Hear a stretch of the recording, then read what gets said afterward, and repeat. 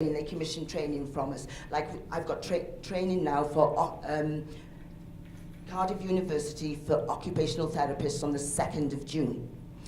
And what we do is we design and deliver that training. Now for that purpose, once I fly back, I'll be calling in the volunteers and we'll be researching and writing up the training program. And each volunteer has a particular role to play in that depending on their strengths.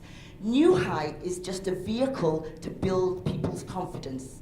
And then the problem is, it's not a problem as such, but when it works, which it does, then the confidence of the ex-users is built up, and then they fly off like little butterflies and get a job. So then I have to start again and get more volunteers. So in answer to your question, they get involved with all the activities of running New High as a social entrepreneur, as a social enterprise, including marketing and promotion, designing, updating the website, answering the phone, admin, all those kind of activities.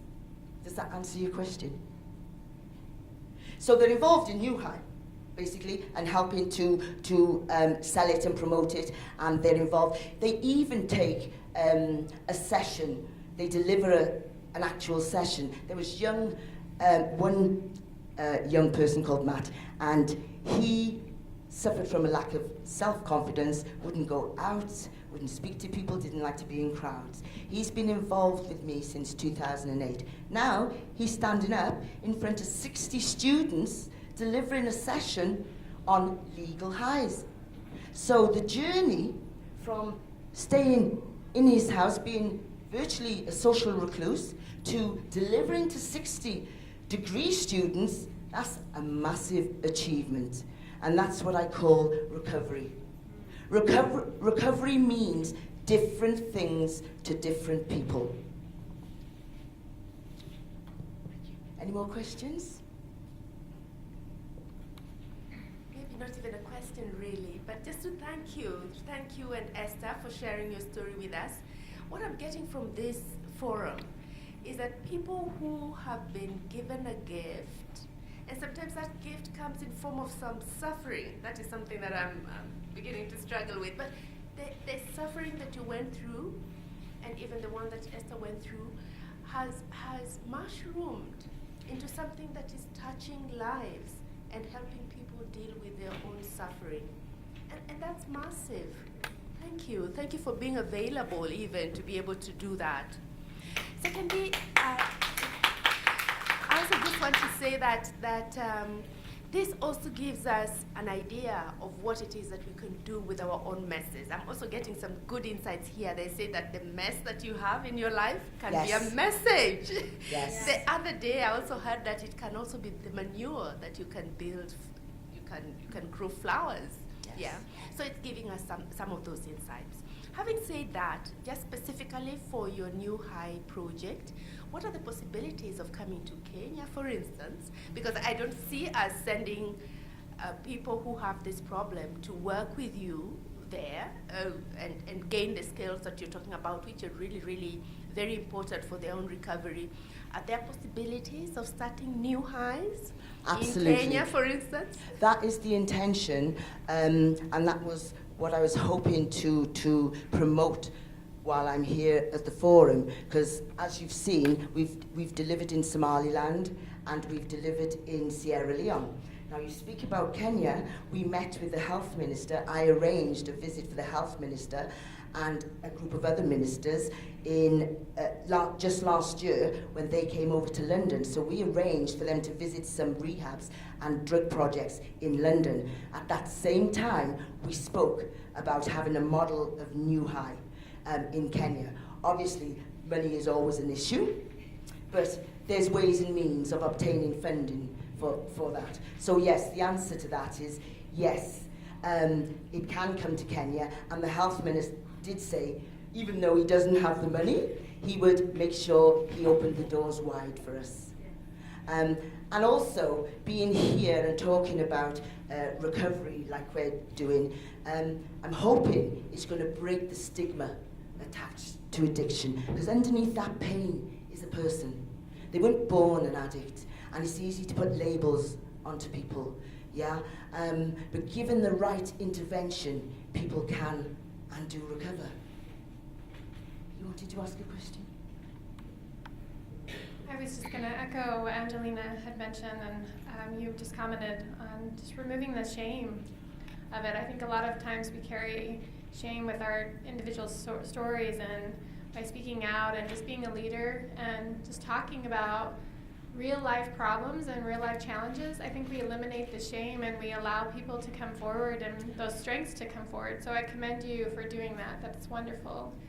The other thing I would ask is, as far as entrepreneurship, entrepreneurship is not for the faint of heart. It's for, it's tough sometimes starting a new business and a new organization, as you're aware.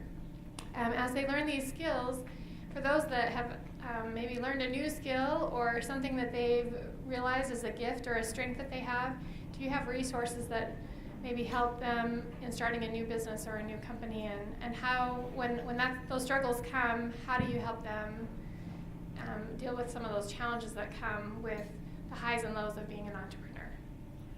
Okay, part of our development program includes a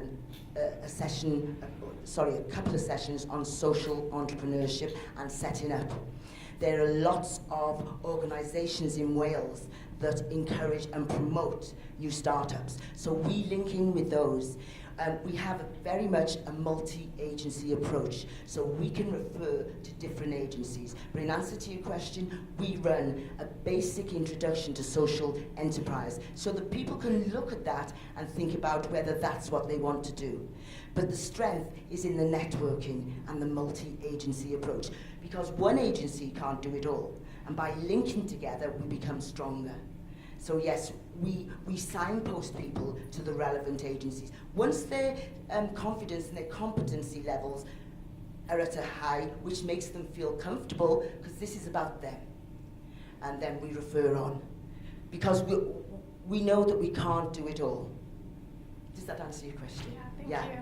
And the entrepreneur part of it is where we're selling the training, and the money generated from selling the training goes to build up the organisation and build up the skills of the ex-users. But as you know, the stigma attached to substance misuse and addiction really keeps us down, because it's hard to get funding. Only now people are realising the value of utilising the skills of ex-users. And in the Social Services and Wellbeing Act for Wales, which came out in April, there's a part in there which talks about organisations commissioning training and services from social enterprises to promote. So, thank you. Any more questions?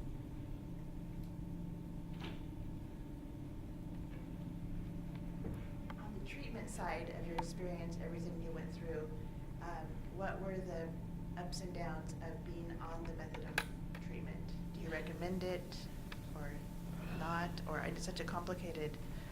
I think it worked for me. However, it needs to be managed more effectively, because as many of you will probably know, drug users have very manipulative behaviours. Yeah? And that comes as a part of addiction. So with methadone, it becomes a crutch. I leant on that crutch. I was dependent on it. I couldn't see life without it, because I'd been into drugs for so long and relied on them to mask the way I was feeling. So then when I went on to methadone, and then in about 1988, 89, I started to reduce, and it was frightening. I got down to the last 10 mils, and I thought, I can't do this. What am I going to do without the methadone? You know, because it'd been ingrained in my head, you can't function without a drug. So there was a lot of work that needed to go on inside my head to just tell myself, as Esther was talking, that I am worth it. But in answer to your question, methadone, if managed correctly, it's good. But very often, organisations will, what we call, park people on methadone. That means putting them on there and just leaving them. Many of my friends went on to methadone, they were on it for 30 years, still using heroin, and then died. So I think organisations in the UK are getting a lot wiser, and they're putting a time limit on the methadone, because you will go to your key worker or your doctor and say, I can't cope on 50 mils of methadone, you need to increase it to 100. And you will do whatever you have to do to get it. And you probably will get it, because the behaviour is manipulative. And you're dealing with a toxic mind, so all you can think of is this substance, this medicine is going to keep me going, and I cannot cope without it. What New High does is brings you into a different environment where we're looking at the skills that you have and putting aside the addiction and saying, right, we want to harness those skills, knowledge and experience in the design and delivery of training for the wider community. And to have ex-users stood there training social workers, teachers, students, their confidence goes to a new high, which is where the name for New High came. You get high on education and training, and it's a natural high. My 19-year-old went into a recovery program the week that Amy Winehouse passed away, and he went in afraid of needles and afraid of going beyond using pills, came out of the rehab, couldn't wait to try them from everything he heard in rehab. Yeah. And then I took him to a doctor who I thought was trustworthy because we knew him in personal circles. And my impression was he was a dirty doctor, and he put my loved one on a huge amount of milligrams, 120 per day of methadone right away. Is it? And would give him, a 19-year-old, the full amount, a month's worth at a time. And so this went on for 2 years, till finally so many people complained about the doctor that he had to leave the state. So anyway, it's been a long process, you know, on the methadone side, but my son's been off it now for 1 year, but still in his mind thinks he needs to go back on it. So that's another aspect I'm sure you've also found too, is the doctor aspect, because they still have the, you know, image of knowing what's best, but oftentimes if they're benefiting in some way financially, or they just really don't understand, then they just continue this cycle of overprescribing.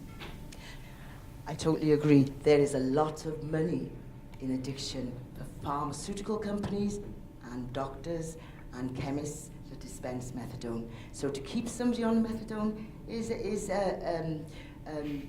what's the word I'm looking for? Lucrative, that's the word I'm looking for, lucrative. The emotional health and well-being, unfortunately, in many of these cases, doesn't apply when it comes to some pharmaceutical companies and some doctors. That's why, in my opinion, if you have a loved one who is suffering from addiction, then research what recovery communities you have in your area and start with them as a lead. These will be people that have been through it themselves, so they know what's going on out there. Thank you. Thank you very much. Okay? Thank you. Thank you. The next session here at after 15 minutes. Thank you for